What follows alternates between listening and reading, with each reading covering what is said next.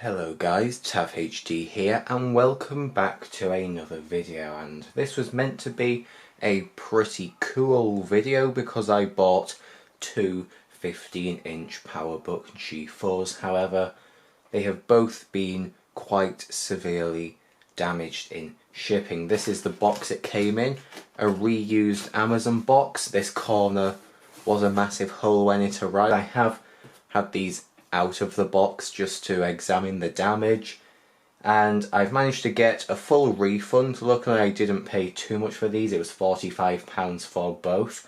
Both of them were working. Whether they still are or not, I'm not too sure, but I've taken pictures of it, sent them to the seller, and he's just straight up given me my £45 back. So essentially these are for free, but I didn't want them for free. I wanted them working and in good condition, which they did seem to be, but now these are worthless and in quite bad condition. So today we're going to be taking a look around them, taking a look at the damage, and also see if they still work. So ultimately I've got two PowerBooks for free, which is kind of cool, but I'd rather have nice looking ones that I had paid for, really. So let's just get started.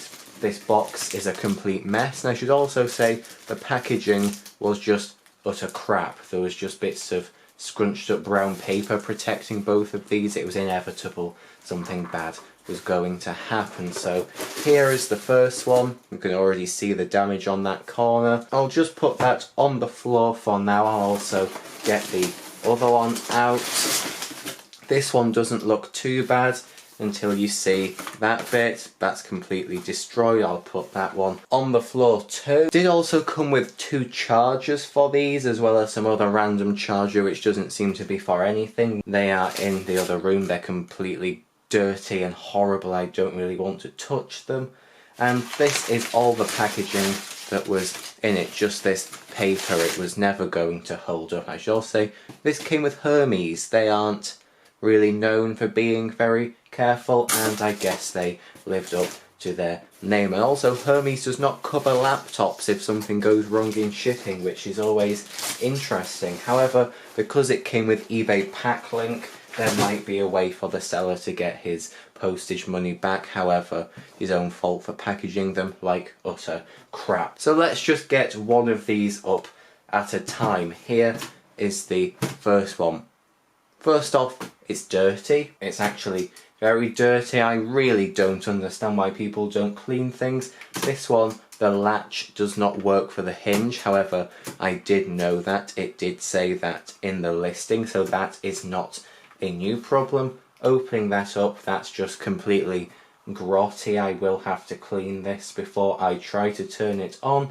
But before we turn it on, let's just take a look around the side. So this is the left hand side. On the left we've got the power connector, modem, USB audio in and out, as well as an expansion slot.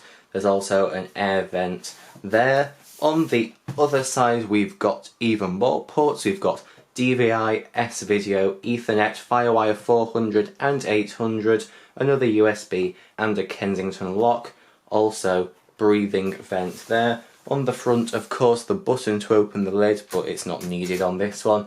And we've also got the optical drive. Overall, considering this is a 2004, the condition doesn't look too bad. There is scuffing on it, but I wasn't really too bothered. Two of these for £45, I wasn't really too concerned. But let's just take a look at the damage on this corner. Look at that. It's completely bent from there, completely smashed in there, and it bends all the way around to the back. I don't think I will even be able to plug the charger into there. The entire connector looks wonky. The entire casing is completely broken. I don't think I will even be able to turn this on with it in this condition. Part of it's just coming off there as well. Now if I open this up, you can see on the hinge that also got hit quite badly, and in there as well the metal is all pushed up, and so is up here. So this has had quite a significant impact, and this was at the corner of the box where the corner had completely disintegrated. So wouldn't be surprised if someone's thrown this at a wall. That really would not be a surprise. But you can see the entire casing is lifting up along here now. Whether I can fix this in any way, I don't know. I doubt I could ever make it perfect. Could I do something by taking it apart to try and get the port usable? Maybe. I don't really know. Some damage there, that was probably already like that. And also down here, lifting up a little bit, that might have been like that. I'm really not too sure. Trackpad button still seems to work, which is always a bonus. And the rest of it doesn't really look too bad. But you can tell there the casing is definitely lifting up from being hit so hard, and also it has damaged the hinge as well. You can't really see it, but down there doesn't look too good either. So that's pretty much all there is to look at on this. I don't think I can even turn it on. I wouldn't be able to get the power cable to connect. So let's see if there's any juice in this thing. Ah, it's doing something. I heard the optical drive and we got a bong, so it looks like the battery works on this thing. I don't think I've ever witnessed a PowerBook that still has a functioning battery, so somehow it's kept its charge for at least a week since it was shipped out and I've had it, and probably quite a lot of time before that as well. And it looks like something is, oh dear, that's had an impact there. I can definitely tell that. That bit of brightness on the screen, that was already there. I knew about that, but not that. That's been hit quite badly. It's on the corner where the impact was, so not too surprised, but somehow this thing's turning on. So I don't know how long I will have it on before it cuts off, and that will probably be it because I can't connect the charger. Maybe I could charge up this battery in a different PowerBook and then put it back in. That might work, but let's just see what happens. We've now got a grey screen, beach ball up there, gone black. Are we going to get an intro video?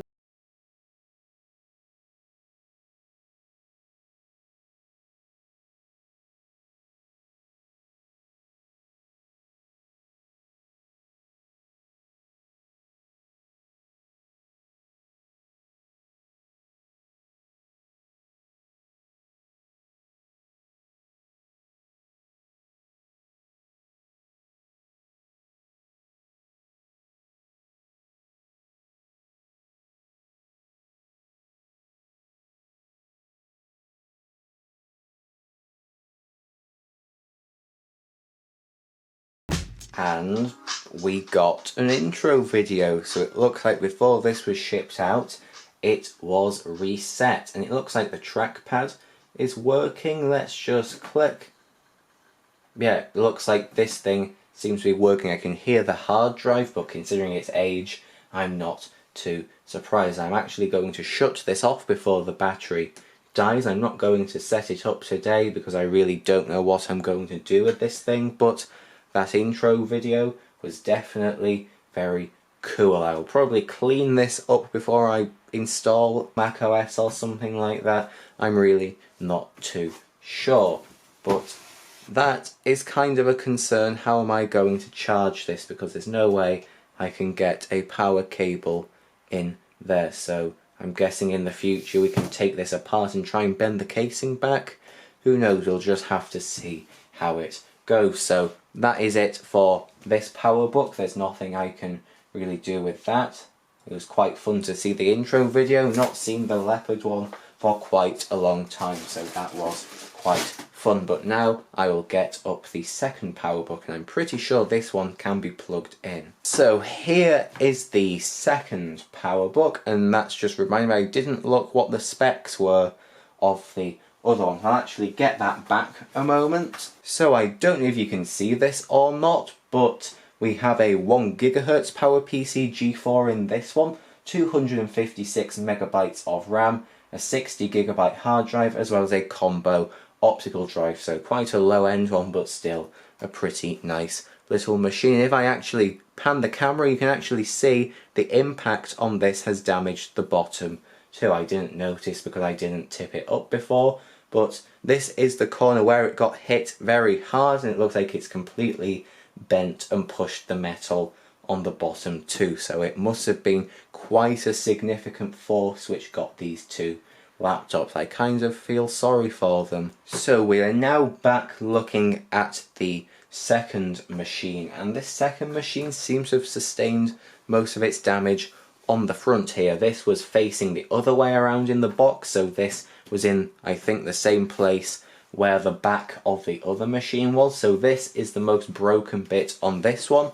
So thankfully, although this corner is slightly dented, we can still plug in a charger. Now I don't know if this is already dented or that's happened in shipping. I really don't know, and I doubt I ever will, but the ports on this are just the same as the other one. It looks like we've lost the button off the expansion bay, but that's no big problem. I think I do actually have a spare one of those. On the other side, the ports are also the same. These do seem to be rather similar machines, and yeah, you can tell this is where the impact was on the second one. This has been completely pushed in here and the plastic is coming off, and whether this optical drive still works or not, I really don't know, and I guess we may never know if this thing doesn't turn on. I really don't know. But before we do that, let's take the battery out of this one and take a look at the specifications. I'm going to use a key to open the door, and then we should be able to look in. This looks like an official Apple battery, just like the other one had. So let's take a look, and someone has stuck a massive label over the specs. That's interesting. I think that is the serial number, but these stickers usually have the serial number on them anyway, so I'm not sure why someone's done that. Maybe this was using some sort of office and they wanted an easier way to see which was which, but they've stuck that right over the sticker that I needed to see. So that's kind of cool to see that, but it does mean I can't tell what the specs are by looking at it. I guess if it turns on, we will be able to find out. So let's now open this one up. The button still does work. It doesn't particularly spring up, but it unlocks it just like it should, and this one, just like the other, is extremely dirty. Straight away you can see the casing is all pushed up and messed up there, and also it looks like the casing over here is a bit loose. It is moving, but I could probably just screw it in a bit more if I really wanted to. Also down here it's starting to separate, but again, should be able to screw that back together if it's a problem. But up here on the bezel, you can see again, been pushed, so hard impact up here. Very annoying, but it is what it is. I wouldn't be too bothered if this was a newer machine and I got a refund, but because of how old these are getting now, and of course becoming rarer by the day, it's a shame when more and more of them get damaged. So yeah, that is quite a shame. Now, looking at this one, this is interesting. This does not have a UK style keyboard on it. I hope you can see that, but there is the enter key, and it's just a flat key. UK ones, if I get the other one back up, they look like that. Most people hate these, but I actually quite like them. So that is a UK one. I can also tell this is a UK one because above the number 3 there is the pound sign, as you can see. On this one we do not have the pound sign. Above 3 there is just hash, and above 4 is dollar. There is no other symbol on there, no euros or anything like that that I can see. So maybe this is an American model. It's definitely not a UK spec one with that key, and it also says option on the option key instead of having the funny little squiggly logo. So that is another difference. This one is definitely cool. I've not seen one like this before. So before I bother getting my charger out, let's see if this one has got any charge in it. Doesn't look like it does. Now either it has no charge or it is completely dead. I'm going to use my own PowerBook charger with this, I think, because I don't really want to touch the ones that came with these. They were brown and had just utter crap and revoltingness all over them. So I'll go find my PowerBook charger and then we will see what happens. Alright, so I've now got my nice and clean PowerBook charger. Let's connect it. Let's even see if it fits. It does, and there is a green light showing on it. Let's press the power button.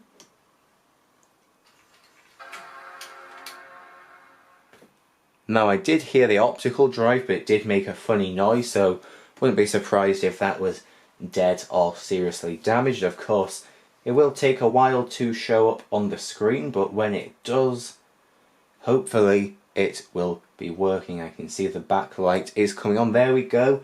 We do have an Apple logo. Now I wonder if this one will have been reset just like the other one. Now it would be nice if this just booted into the OS so we could see the specs, but if the other one was factory reset, I'm guessing that this one probably is too. So this one's definitely taking its time. I can hear the hard drive a lot more than on the other one. We've now got a blue and then a grey screen.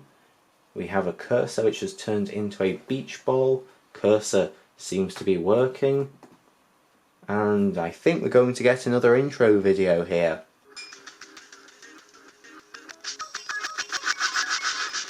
So it looks like this one was factory reset also, and straight away it has auto selected United States as the place, so maybe this is one from the United States, or maybe the other one had that selected too. Includes a built-in screen reader called VoiceOver. So it's now talking. Let's turn that off.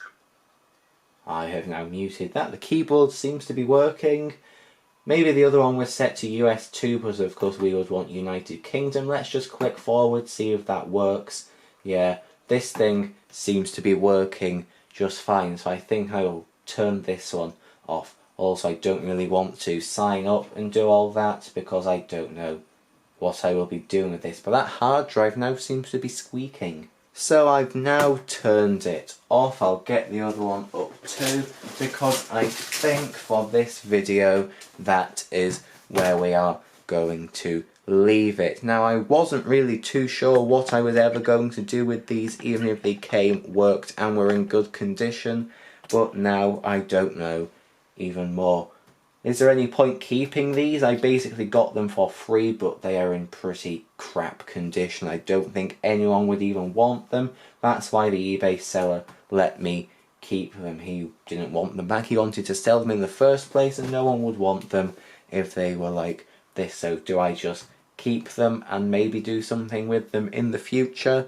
I'm really not too sure. Now, I've not said this yet, but I do actually have a third 15-inch PowerBook which I bought on the same day. That came from a different eBay seller, and that was a very, very cheap price. It was spares and repair, but I've got a feeling it might work. Now, I do have that with me. That won't be in this video, that will be in a different one, so it'll be interesting to see if that one works. Maybe if it doesn't, we can use it for donor parts to make one of these look a bit nicer. Who knows, we'll just have to see. So if you'd like to see something with these PowerBooks in the future and the other one which I've bought, please do leave a like and subscribe. But that will be it for this video. We may set these up in the future and see how they still cope today.